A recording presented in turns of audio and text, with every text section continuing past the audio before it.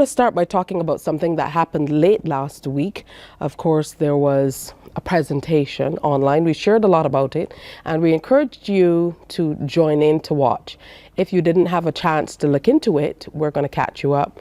Make sure you get all caught up on the discussion that took place. So joining us on set this morning is Dr. Henderson Carter, who's Senior Lecturer in History, Department of History and Philosophy at the University of the West Indies Cave campus. Good morning and welcome.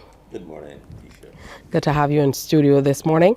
And joining us remotely is Dr. Derek O'Brien, Reader in Public Law, Oxford Brookes University, England. Good morning and welcome, or good afternoon to you. Good morning, Tisha. It's not quite afternoon yet. It's only it's 11 o'clock. Well, let me stick to good day. Good day. Yeah, that's fine. Very, very British. Professor Hamid, Ghany, Professor of Constitutional Affairs and Parliamentary Studies and Honorary Professor of the Sir Arthur Lewis Institute of Social and Economic Studies, UWE St. Augustine, also joins us this morning. So good morning to you as well. Good morning. Thank you for having me. All right, so Dr. Carter, I'm going to start with you to set the table for why it was timely to have a discussion like this, Republicanism in the Commonwealth Caribbean webinar. Why is it important to have a discussion like this at this particular time? I think we in the Caribbean are at an important moment in our constitutional history. And as you know, in 2021, Barbados moved towards republicanism. And in the Caribbean, there was discussion about the impact of that republican status on Caribbean societies, especially Caribbean societies that were still monarchical. And of course, we also have discussion about moving towards republicanism in other places like Canada, Australia, discussion, and of course referendum in St. Vincent and the Grenadines. So the issue of republicanism is a topic that is within the Caribbean space, because as you look at it, only 3 Caribbean countries have gone republic. That is Guyana and Trinidad and Tobago and Dominica. And I think it is important for us to look at our constitutions and to chart a way forward, because most of our Caribbean countries have got independence in the 1960s, 70s, but there's still many others who are still wedded to the British Crown. And I think it is important for the people and governments to get into this discussion about republican status. And that was especially brought to the fore, I think, when Barbados made that move, because we saw a lot of discussion by Jamaicans, both across the diaspora and here in the region, who were saying, well, why haven't we gotten to that stage? During your presentation, Dr. O'Brien, you talked about some of the challenges into Jamaica that might be hindering them moving to that stage, including not having political consensus and a few other things. Talk to us now about those challenges and how they might be hindering Jamaica from moving to republican status. Yes, thanks, Tisha. Yes, I mean, I think Jamaica is fascinating for a number of reasons. One is that Jamaica was in the vanguard of the independence movement in the 1960s, and together with Trinidad and Tobago was one of the first countries in the region to gain independence. Just over a decade later, Trinidad and Tobago had become a republic, and yet 50 years later, Jamaica remains a constitutional monarchy. And I think what also makes Jamaica fascinating, the second reason, is just how tortuous the process of becoming a republic has been in Jamaica. It was first talked about back in 1972 when Michael Manley set up a constitutional reform commission and planned to hold a referendum on becoming a republic by 1981. That didn't happen. And since then, power has swung backwards and forwards between the 2 main political parties. There have been a number of constitutional reform commissions and joint select committees of Parliament which have not moved it forward towards becoming a republic.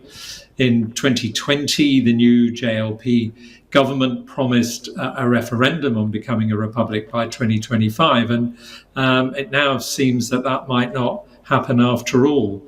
The reasons for it are intimately connected with the fact that, unlike Barbados, Jamaica will need to hold a referendum if it's to become a republic. And Jamaica will be the first country in the region to hold a referendum on whether to become a republic, and indeed only the third country in the entire Commonwealth to hold a referendum on whether the country should become a republic, the other two being the Gambia and Australia.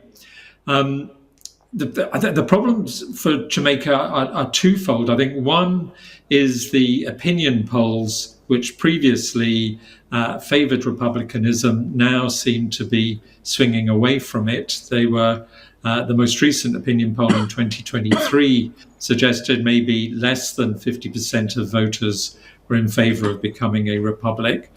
And the other cause for concern is that in every other country in the region that has held a referendum on constitutional reform, with the exception of Guyana in 1979, the government has been defeated in every one of those referendums. And the main cause for the defeat has been the lack of bipartisan support for the constitutional reform. And in Jamaica, though as it started, it appeared both the main political parties were in support of Jamaica becoming a republic. It's now become intertwined with the issue of whether Jamaica should replace the Privy Council with the Caribbean Court of Justice as its final court of appeal. And the opposition party have now said that they refused to sign off on the report of the Constitutional Reform Committee, which had recommended becoming a republic. And it may be they won't lend their support in a referendum, if there is to be a referendum on Jamaica becoming a republic, if there is not also within that referendum a question on whether Jamaica should replace the Privy Council with the Caribbean Court of Justice. So I think those are the challenges that are facing Jamaica. And that's a lot. Now, as we head south and move over to you, Professor Ghany, what are some of the challenges, or rather, what are some of the things that other Caribbean islands who might be moving toward republicanism, what are some of the things that they can learn from Trinidad's experience within the context of the balance of power between the president and the prime minister of that country? Yes, well, thank you, and good morning to you and your viewers and my colleagues. I think one of the things that we need to appreciate is that there are only 4 republics in the Commonwealth Caribbean, and this is spreading over a period of time from 1970, when Guyana became a republic, 76 Trinidad and Tobago, 1978 Dominica became a republic at independence, and Barbados in 2021. And that gap between 1978 and 2021 is, that 43-year period is one that suggested that there really is not an energy to pursue republicanism in the wider Commonwealth Caribbean, because many governments, with the exception of St. Vincent and the Grenadines in 2009, have not really put it on the agenda for constitutional reform in respect of a bill that attempts to bring republicanism and so on. So that we have that to deal with. The issue in Trinidad and Tobago is that we've had the experience with this quasi-ceremonial model, not ceremonial, quasi-ceremonial, whereby the president is expected to act on the advice of cabinet, or a minister acting under the general authority of the cabinet. And largely speaking, the other powers are exceptions to the rule, which is consultation or discretion, as the case might be. But there have been conflicts between the Prime Minister and the President over the years in Trinidad and Tobago, particularly at the beginning of the millennium, when Prime Minister A.N.R. Robinson and then Prime Minister Basdio Pandey had their moments between them, with the president openly refusing to act on the advice of the Prime Minister in a number of instances, appointment of senators and other issues that arose. And that is one of the things about having dual sources of authority once you move off from the previous arrangements where you had the Governor General arrangement with the Prime Minister. So that unless you establish the rules of the game and you have certain conventions that attach to those rules, you could have some areas of turbulence from time to time. And that is one of the challenges that one has to look at. And it tends to occur when there is either a new government coming in and a president who was chosen from before remaining there, or a president going out and a new one coming in, dealing with an administration. And these occasions are occasions that need to be monitored, and therefore the strength of civil society support for the institutions is important.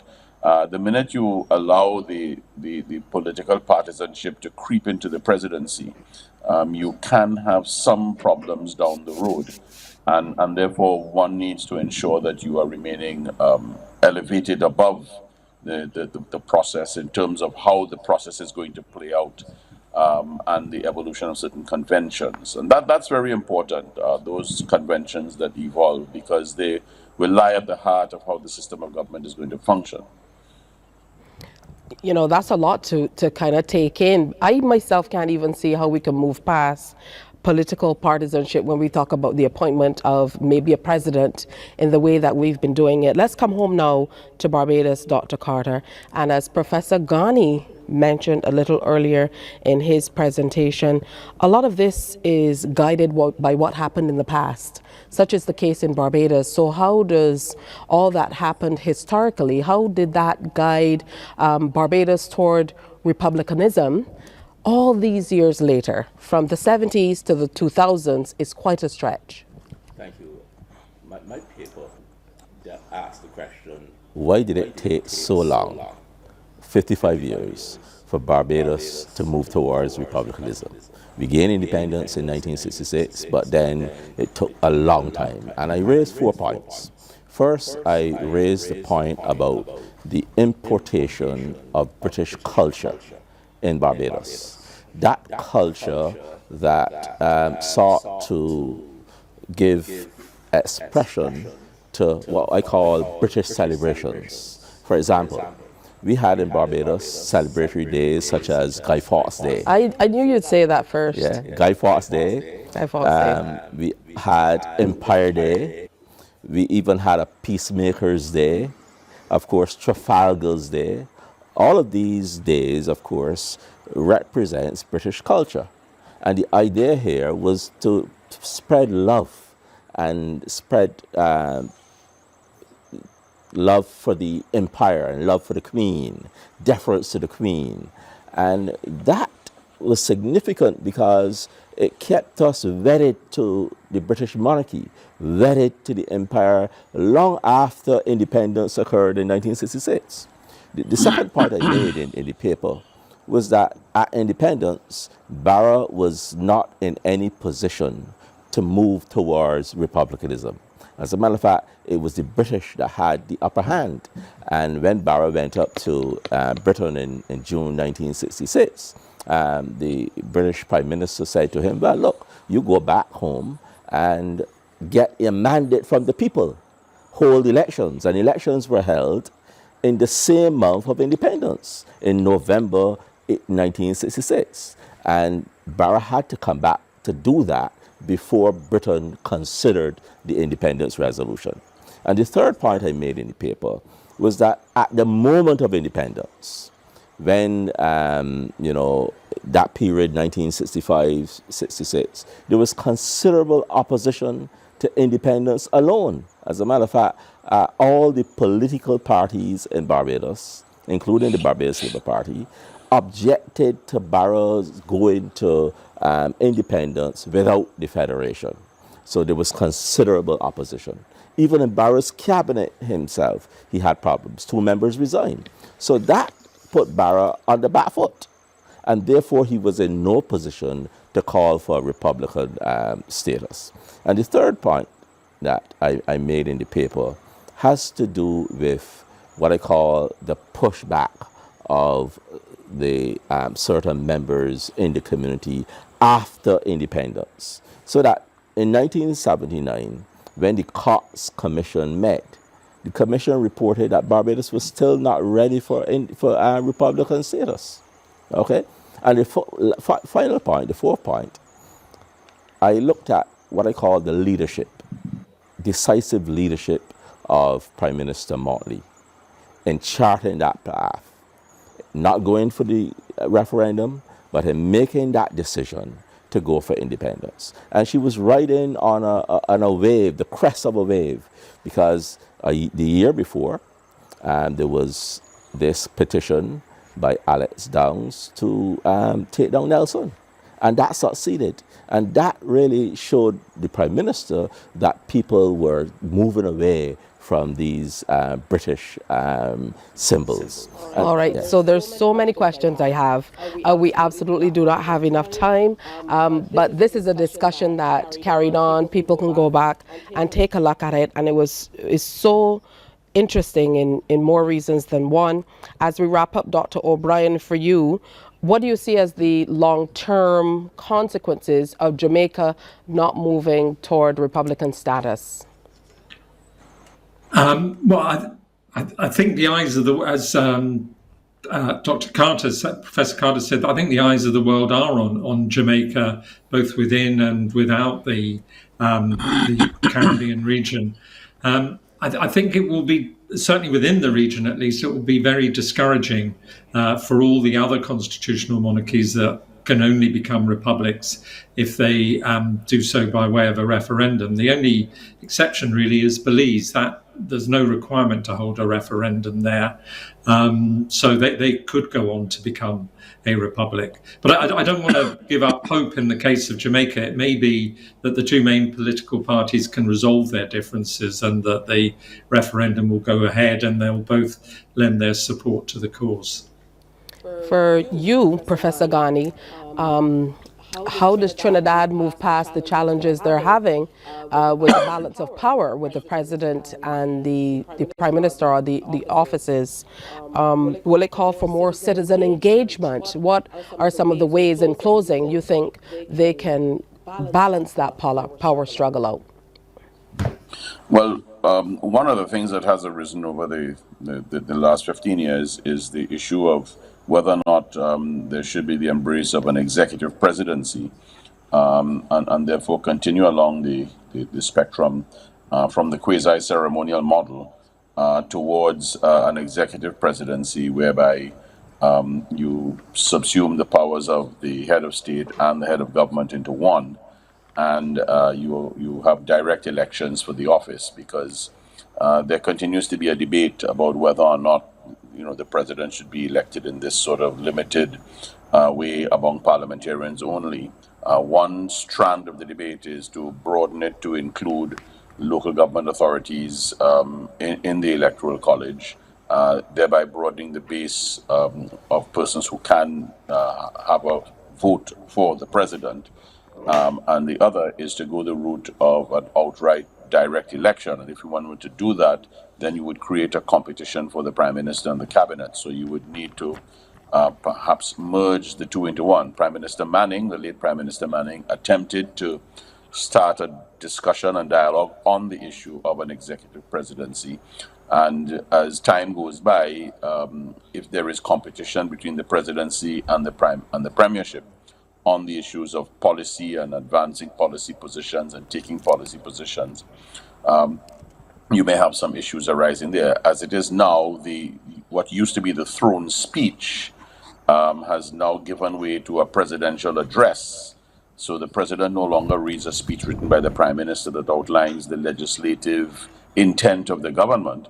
The president now comes to Parliament at the ceremonial opening and delivers a virtual State of the Union address, whereby the president opines on all kinds of issues facing the society that has nothing to do with what the government's legislative agenda will be for the coming year.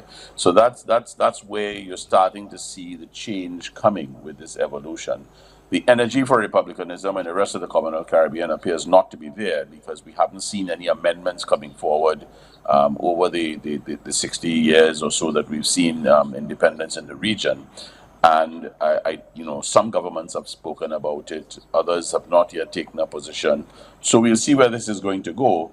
The Jamaica case is a very interesting one, where the government is offering to go forward with republicanism, but is not willing to join the CCJ at this time. And the PNP is forcing the government to add the CCJ to the menu. So we'll see where that debate goes as Jamaica goes into an election year in 2025.